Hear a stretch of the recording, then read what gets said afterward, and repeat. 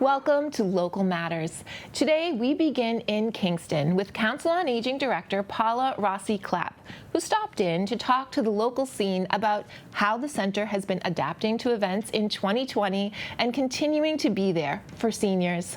Paula also shared her own personal story. Right from the beginning, the town had put in place an emergency management team.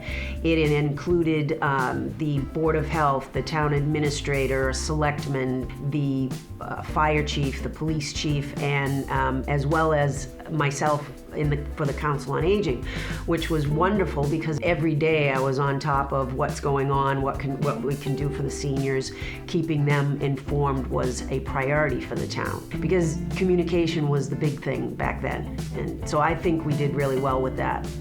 Right out the gate, it seemed that, okay, people wanted to know what was happening, what was going on. The feedback that I was getting, it was gonna maybe be a few weeks, a month, 6 weeks at most. So let's just make sure everybody has, enough food, water, their medications. We made sure that that was the top priority. And the big joke was everybody needed toilet paper. So we literally were getting phone calls for toilet paper. So then the medical facilities started to shut down and people couldn't get to their doctors, and that was starting to change.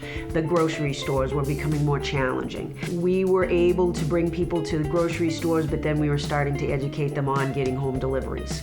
But it became very clear that the social and isolation is the issue, especially when, yes, virtually we were all starting to learn to morph into virtual communications. That's not really the way that as we've aged, it's about being in the room with someone, and that's what is really difficult. Right now we've officially opened, but to select groups as far as planned. And so with every step and progression in the phases, departments and buildings getting ready to open would meet with the task force, run through our game plan, and they would help us and guide the town with what was the best action to take. It went from the senior center should probably be the last building to open, so we're going to work that way, to oh my gosh, it's really becoming prevalent that the seniors need a place to gather. We need to make that a priority. Physically, we did some changes into the building to make everybody feel safer. We added hand washing stations. We put in some Dutch doors. We put in hydration stations, took out the water bubblers. It was all about less touch points. From that point, once we got to that stage, then it was, okay, what kind of groups can we have in here? We are now having exercise groups, quilting groups, and chat groups in. Those are mostly so there's not a lot of touching and passing of things. Also, board meetings, we'll have those. All with socially distancing, masks are required. Safety is the first priority. Unfortunately, we had to limit numbers, so it all depended on the room that they were in as to the number of people we could have. So we had to follow that, which is difficult because the senior centers were never developed that way. They were developed to come in, have fun, groups or organized events, but for the most part it's come and go as you please. Now it has to be, okay, we need to know who's coming, we need to have it timed, and we're trying to have it so this group's meeting at this side of the building, another group's meeting on another side of the building. There's not a lot of that exchange that they're so used to.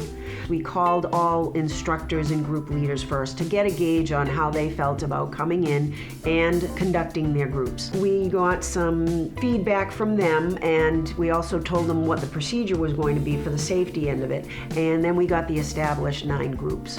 From there, we then started calling all the participants, and we told them this is how it was going to be run. We sent them out a waiver so that they could understand the importance of the safety. So we're getting about 50% that are willing to come right now.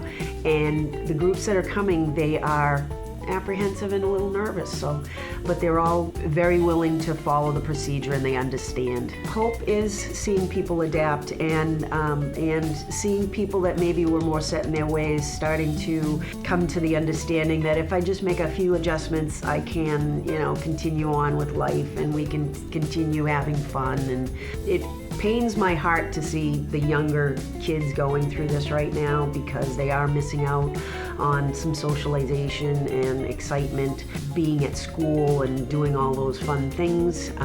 It pains me for the seniors that they are losing that socialization. So the fact that I can be a part of helping that at least gives me hope that we're going to turn this around, because now just by opening the center a little bit and seeing the interest, people do want to get back out there. We want it to go back to normal, but we want everybody to be safe. So this is my second act. It's very healthy for people to reinvent and re-evolve some of your ideas and passions. So it became apparent to me while I was going for my degree. I've always leaned toward the senior population, and it just evolved into where I am today. For me, what good came out of it is getting back in touch with nature and having that extra time. I think after work is starting to do some self-care, something that I've always promoted for other people, but never really turned on myself. I would always want to take care of somebody else first, and so I am starting to learn that at my age finally, to do some self-care. So I think everybody needs to be, and I don't want to call it selfish. It's not selfish, because if you're not healthy or you're not doing something good for yourself, you can't be good for anybody else. Oh my gosh, I'm excited to have all the seniors back for our big lunches. Find out what they've been doing for the last, it'll be a year almost at this point that we'll have gotten together. But people are getting together in smaller groups, but that is the new normal for right now. But I'm excited to have just that center be alive again. I would like to say to any of the Kingston seniors out there that we miss you terribly. The entire staff has been working really hard to get you all back.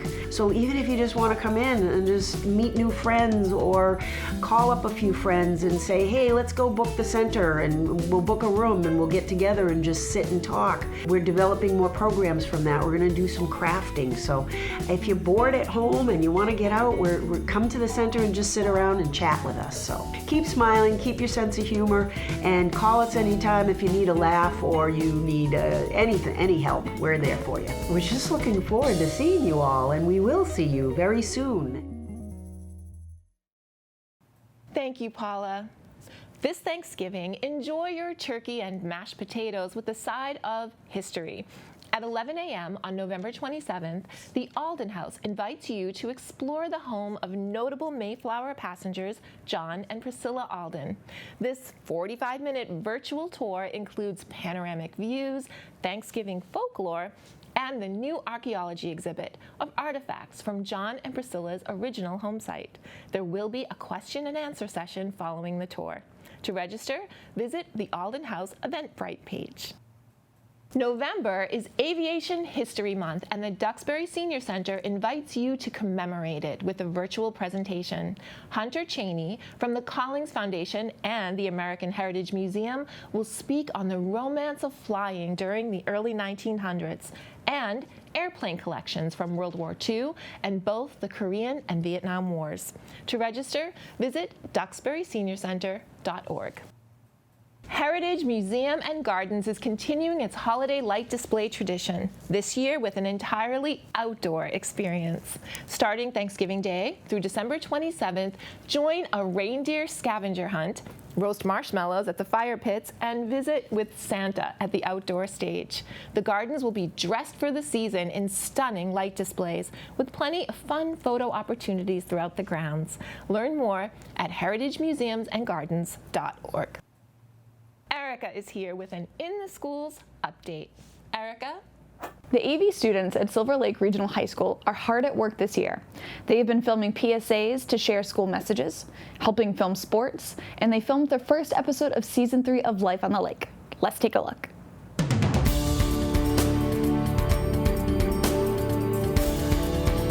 Hello, Silver Lake. I'm Cass. And I'm Connor. And welcome to episode 1 of our 3rd season of Life on the Lake. Let's get started. A lot has changed since our last episode back in the winter of 2020. Who would have thought that back in March 12th, so much would have changed in our world? Throughout the spring and summer, the Silver Lake community has worked tirelessly to create a safe learning environment. Our administration team, teachers, and support staff since March reviewed guidelines, participated in professional development, and created a new normal life for 2020 and 21 school year. And while things may be a bit different this year, the Silver Lake Regional High School community continues to thrive and grow this year. Let's take a look at some of the events that have happened so far. Students, including our very own Connor, came in before school began this year to help creating PSAs that focused on a new COVID guidelines. If you haven't watched them all, they're available on the library website under Laker PSAs. We had a great time creating those, but we weren't the only ones having fun while pushing out some serious messages. Faculty and staff also created a special video for students and families. Their message that they will always be there for us shown through in the Friends parody video that they created. This video is posted on the main page of the school website if you would like to watch it. While there are some noticeable changes to school this year, something that hasn't changed is the enthusiasm which our Laker faculty members are teaching. And either in person or remote, our faculty continues to teach in creative and engaging ways. The fellow's anatomy class, they were treated to some theoretics as he portrayed an accident-prone teacher for students to identify the type, size, and location of several bodily injuries. Ms. Schweer's class learned all about the brain, sympathetic nervous system, and the adrenal cortex, specifically what causes the fight or flight response. For more information, be sure to follow @Lakers_SL on Twitter and #LearningAtTheLake to see some of the great ways lessons are being taught. School-wide events this year have included Unity Day on October 21st and Pink Out Week for breast cancer awareness on October 26th to the 30th. Unity Day is a national day dedicated to bring together people against bullying. Lakers wore orange to show that we were united for kindness and inclusion. The library also created a virtual bookshelf highlighting resources on the topics of unity and anti-bullying. Our show of unity was not only just at the lake, but it was also an event that was celebrated district-wide at all of the town schools, including the middle school as well. The last Pink Week of October was our Pink Out Week. Lakers wore pink this week to show our stand for the breast cancer awareness. The National Honor Society decorated the event lobby hall with ribbons, and students and staff wore pink all week to show that we won't give up the fight against breast cancer. Additionally, Silver Lake Student Council is hard at work developing creative ways to stay connected as a school community. We are currently planning our annual Spirit Week, which is November 19th to November 24th, and Laker Day, which is November 25th. Also keep an eye on your school email for information about our community service projects and fundraising ideas. It is time for an academic shout-out. Students Anna Tunis and Mike O'Donnell were both recently recognized for their academic achievements. Anna was the recipient of the Dartmouth Book Prize, and Matt was the recipient of the Harvard Book Prize. Way to go! Way to go! Community Shoutout is a new segment to Life of the Lake. We would like to use this time to recognize some of the amazing things our students are working on in our school community, as well as the communities at large. We would like to recognize Brendan Hayes, Charlie Hayes, Riley Bermez, Tegan Bermez, Daniel Foley, Lindsay Foley, and John Collins, along with Joseph Wenema, with Soldier for a Soldier, which is a non-profit organization run by the aforementioned Silver Lake students. Brendan Hayes originally started Soldier for a Soldier at age 9 when he was able to trade a toy soldier up to a trip to Disney World, which he donated to a family of a fallen soldier.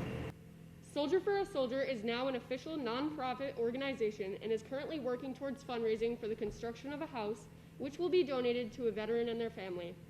They have held many successful fundraisers, and they are grateful that the Silver Lake community has been very supportive of their cause. People can visit soldierforasoldier.com to see ways they can help Soldier for a Soldier accomplish its goal. The art department would also like to send a special shout-out of thanks to Messina Sheehan for helping to prep supplies for fellow students. Athletics may have also changed due to COVID, but even with these changes, we are still rolling at the lake. For example, field hockey captains would like to share senior night was Thursday, October 15th against Pembroke. The final score was 2-0 Lakers. All 15 seniors were recognized for their hard work over the last 4 years. The whole team is very grateful that they were able to have a competitive season and look forward to the Patriot Cup tournament starting November 11th. Go Lake! A lot of these great events would not take place without our dedicated athletic staff, coaches, and of course our custodian team. Be sure to check out the thank you PSA to our custodian team for their part in setting up senior night for our volleyball team in the gym.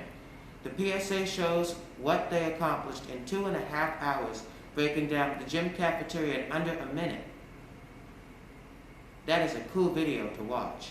As we are finishing up the first term of the year, we at Life on the Lake wish you a safe and healthy term too.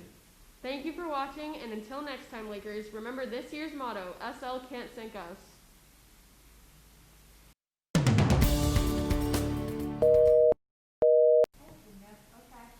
Sorry, just restart. Okay, this time. Do it right. Okay. Exactly. I'll try my best. Me too. Yeah, me too. Hello, Silver Lake. Together, you guys. Ready?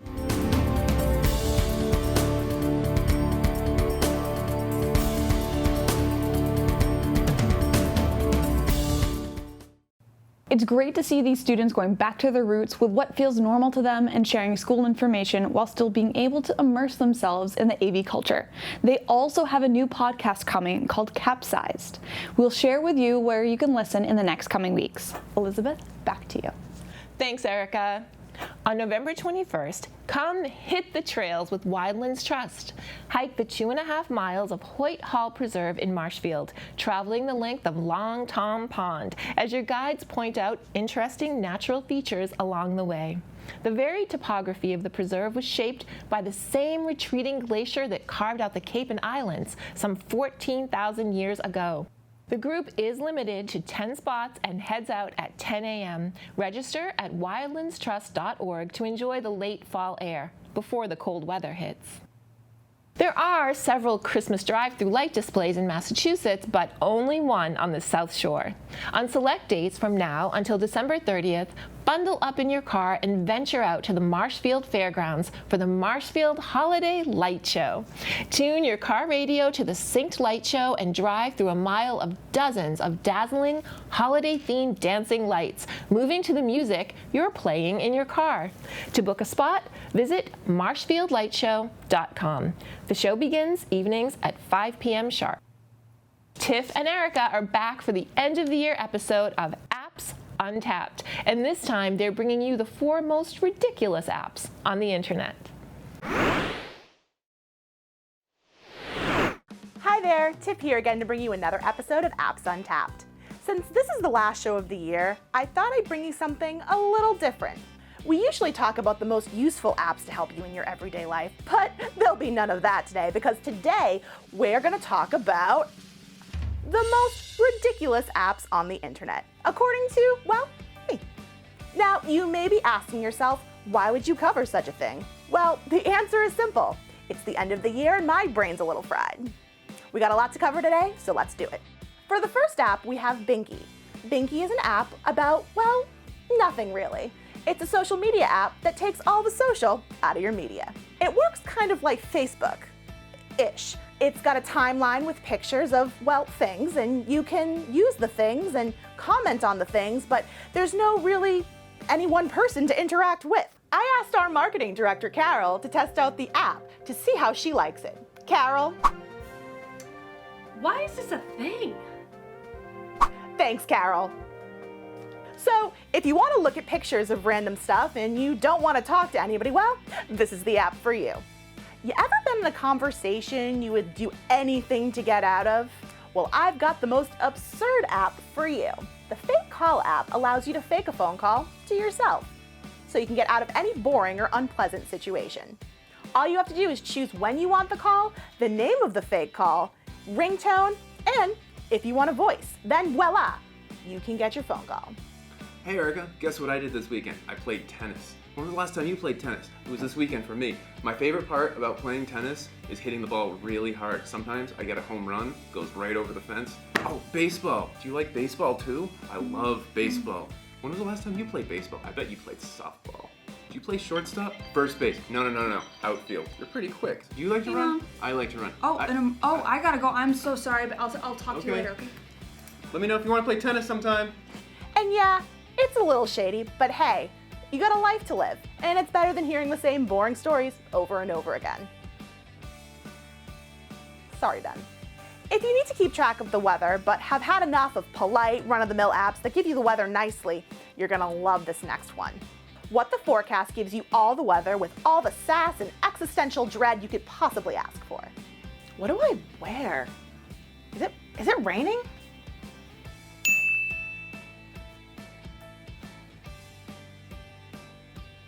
It's raining. Hope you like wet dog smell. Gross. Thanks, What the Forecast. The cool thing about this app is you can set up what kind of voice you want, because there's nothing better than someone with an English accent telling you the weather is garbage. You can also change the rating if you want to keep it PG. If you go above that rating, just remember not to turn it around near your children, unless you want your kids swearing like a sailor. This last app is weird, but in a very fantastic way. Love Christmas? Wait. Love Christmas? Same. If you have a loved one or a bunch of friends you want to surprise this year, I got something a little quirky for you. Message from Santa is an app that allows you to personalize messages from Santa. You can get a call, a voicemail, a text message, or you can have a video personalized.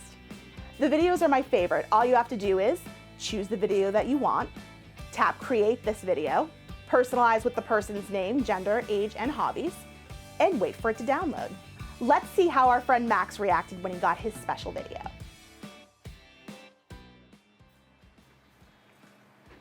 Oh. Well, hello, Hey, Max. what's up? I'm glad that you're here. Thanks, man. We were just talking about you. Oh? Max? You know, I'm very excited. My elves just told me that you've been a very good boy. I because have. you've been a good listener. I'm so impressed that I've put your name on my nice list. Sick. Well done. But remember, my elves will be watching over you in the upcoming time to make No, sure that that's you okay. keep doing That's your okay. best. I'm sure that if you do so, you will find very nice gifts waiting for you under the Christmas tree. Sweet. Max, Oh. are you already excited about Christmas? Yeah. Oh my, I'm afraid I really need to go. I hope to talk to you again soon. Bye. Let's see you later. That was awesome.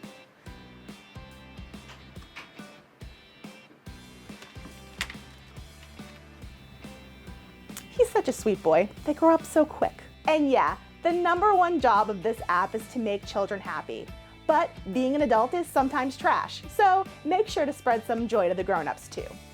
And there you have it, 4 ridiculous, slightly useless apps to show all your friends at social distancing parties. Because that's the life we're living now. 2020 is almost over, thank God. But hey, we've had some fun together, we've shared some moments, had a few laughs, and learned some things. And yeah, it's been a weird year, but you made it through and I'm so proud of you. Thanks so much for watching. We'll see you around next year.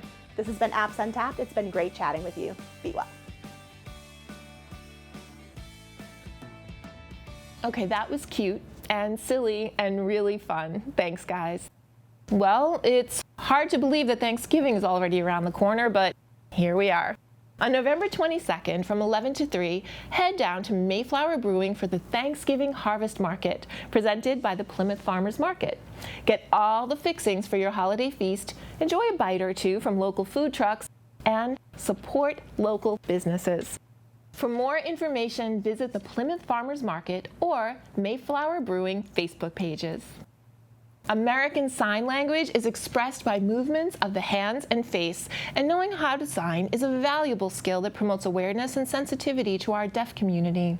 On November 24th at 7 p.m., the Cambridge Public Library invites you to a beginner's American Sign Language course presented by Signing Basics. In this fun, interactive course, you'll learn a variety of signs, then apply what you learned through games and activities. The program is great for new signers or as a refresher class. To register, visit the Cambridge Public Library or Signing Basics Facebook pages. The South Shore Community Action Council provides a range of critical services from food to fuel assistance to low-income individuals and families on the South Shore. America's Hometown Thanksgiving Parade has been a collection point for hundreds of pounds of food donations in years past. But since the parade had to be canceled this year, they'll be missing out on these gifts at a time when people need them the most. If you'd like to help create a memorable Thanksgiving for a family in need, SSCAC is accepting contributions on Mondays and Wednesdays from 9 a.m. to 12 p.m. at their location on Obery Street. They are currently most in need of Thanksgiving essentials: canned vegetables, box stuffing, cranberry sauce, the traditional good stuff that makes a holiday meal. Everyone deserves a seat at the table and something to eat when they get there. To find out more about how you can make a difference, visit the SSCAC website or call 508-747-7575, extension 6252. As it stands today, only 24% of computer scientists are women. Girls Who Code is an organization that's looking to change that by teaching coding to girls all over the globe. From now until May of 2021, young women grades 6 through 12 are invited to join the Girls Who Code Club, teaching girls the art of problem solving in computing, how to code games, websites, and animation. The club is a 2-hour weekly commitment, and the next meet date is November 25th. For more information or to register for your Zoom link, visit concordpubliclibrary.org. What does a healthy relationship look like? Do you know how to identify what your limits are and how to tell people you love how to respect them? Starting on November 30th, Impact Boston is offering Healthy Relationships, Consent, and Self-Defense for Teens. This is an online course designed for girls, women, non-binary, and LGBTQ people ages 14 through 22. Learn tools and skills for staying safe as you navigate through the world of dating, relationships, friendships, life changes, and the reality of the pandemic. Through critical discussions and practical application, you'll have the chance to practice physical and verbal self-defense skills, learn how to be assertive in communication, and how to intervene as a bystander. The course takes place on Mondays and Wednesdays from 5 to 6:30 p.m. until December 16th. To register, visit impactboston.org. Dr. Dennis Becker is a speech specialist, professor, author, and storyteller. Together with his wife Paula, he founded the Speech Improvement Company in 1964. Paula and Dennis met at Emerson College, raised 4 children, and worked together as communication coaches until Paula's passing in 2012. This story is about Paula. So I was sitting in my bedroom, pair of jeans, sweatshirt, and I heard Paula say, "You should go." I said, "No, I don't want to go." She said, "You really should go." I said, "I really don't want to go."